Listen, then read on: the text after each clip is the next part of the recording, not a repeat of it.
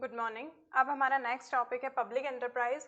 तो public enterprise क्या होता है, जो कि हमने पब्लिक कंपनीज में स्टडी किया है, वो एक जैसा नहीं होता है, लेकिन फिर भी पब्लिक एंटरप्राइज का क्या मीनिंग होता है। कमर्शियल और इंडस्ट्रियल अंडरटेकिंग जो कि किसके द्वारा कंट्रोल की जाती है या चलाई जाती है, तो सेंट्रल, स्टेट या लोकल गवर्नमेंट के द्वारा जो पब्लिक एंटरप्राइजेज होती हैं, जो वर्किंग होती है उनकी गवर्नमेंट के अंडर में होती है। देखिए इसके कैरेक्टरिस्टिक्स क्या क्या होते हैं। गवर्नमेंट ऑनरशिप होती है, इनके जो ऑनर होते हैं वो सरकार होती है, यानी कि गवर्नमेंट होती है, वही इनको क्या करती है, मैनेज करती है और कंट्रोल करती है। कोई भी प्लानिंग इसमें होती है या कोई भी नई पॉलिसीज़ लानी होती है, उनको कंट्रोल करना होता है, तो वो गवर्नमेंट के द्वारा ही की जाती है। अब ये इसका जो मोटिव होता है वो क्या होता है, सर्विस मोटिव होता है। ये जो हमारी पब्लिक है हमारी कंट्री की, उनको क्या करना चाहती है, सर्व करना चाहती है। ठीक है। फाइनेंशियल ऑटोनॉमी होता है इसका, यानी कि जो भी पैसा वगैरह आता है वो गवर्नमेंट के द्वारा ही इसमें क्या किया जाता है, इशू किया जाता है फंड। ऑटोनोमस बॉडी होती है। देखिए ऑटोनोमस वर्ड का मैं एक जनरल सी आपको बात बताती हूँ। जब 12th पास करके बच्चा जाता है तो बहुत सारे बच्चे सोचते हैं कि हमारा जो कॉलेज है वो ऑटोनोमस हो। जो ऑटोनोमस होते हैं वो क्या होता है, उनमें किसी की भी इंटरफेरेंस नहीं रहती है, लेकिन यहाँ पर किसका इंटरफेरेंस रहेगा, गवर्नमेंट का, क्योंकि ये गवर्नमेंट की ऑनरशिप में है। इसके अलावा पब्लिक का कोई इसमें इंटरफेरेंस नहीं रहेगा, या अगर एक कोई पर्सन चाहे कि मैं इसमें कुछ भी मेरे अकॉर्डिंग करूँ तो वैसा नहीं होगा। इसमें जो भी मैनेजमेंट कंट्रोल चेंजेस वगैरह जो भी होता है वो गवर्नमेंट के द्वारा ही होता है। पब्लिक अकाउंटेबिलिटी होती है इसमें, क्योंकि ये पब्लिक के वेलफेयर के लिए जब हम बात कर रहे हैं तो अकाउंटेबिलिटी भी इसमें पब्लिक की रहती है। सेपरेट लीगल एंटिटी रहती है, ये हम हर बार स्टडी करते हैं। संस्था अलग रहती है, लोग अलग रहते हैं, वो अपने पर्सनल में किसी के ऊपर केस करते हैं कि कुछ भी करते हैं XYZ, वो अलग होता है। और जो ऑर्गेनाइजेशन होती है वो टोटल अलग होती है, इसकी कॉमन सील होती है, इसमें इंडिविजुअल पर्सन अपना कोई इंटरफेरेंस या अथॉरिटी नहीं रखता है।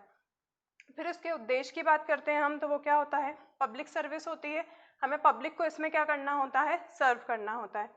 पब्लिक के ही लिए हम यहाँ पर काम करते हैं, इसमें इंडिविजुअल पर्सन की हम कोई बात नहीं कर रहे हैं। फिर नेक्स्ट इसमें होता है यूटिलाइजेशन ऑफ नेचुरल रिसोर्सेज।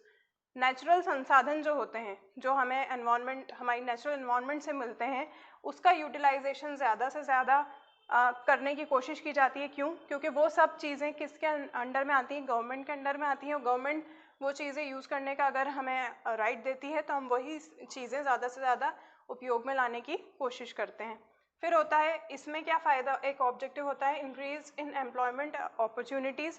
तो जो रोज़गार होता है वो भी बढ़ता है, क्योंकि पब्लिक सेक्टर कंपनी है ये। जो कंपनी ये जो एंटरप्राइज़ की हम बात कर रहे हैं, ये गवर्नमेंट द्वारा चलाई जा रही है, तो उनको जो लोग काम करने के लिए चाहिए तो वो रोज़गार भी लोगों को दे रहे हैं।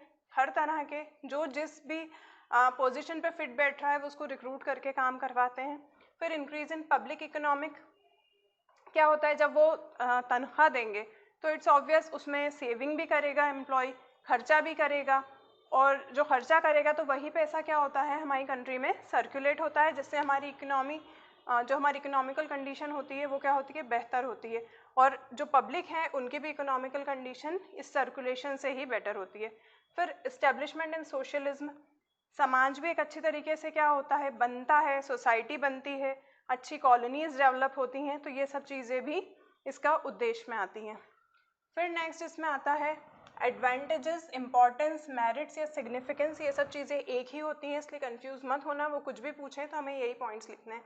क्या क्या एडवांटेजेस होते हैं इसके, benefits of large scale operation. क्यों? क्योंकि पब्लिक एंटरप्राइज है, यहाँ पर लोगों की बात हो रही है, लोगों के वेलफेयर की बात हो रही है, तो लोग ही काम करते हैं और जनता को सर्व करते हैं, तो इसमें लार्ज स्केल ऑपरेशंस होते हैं। प्राइवेट संस्था नहीं है ये, इसका एक ऑनर नहीं है, गवर्नमेंट इसकी ऑनरशिप ले रही है, तो इसके जो भी ऑपरेशंस होते हैं वो पूरी कंट्री को देख के करते हैं। फिर कंटिन्यूटी ऑफ एग्जिस्टेंस, और वो लंबे समय के लिए चलते हैं।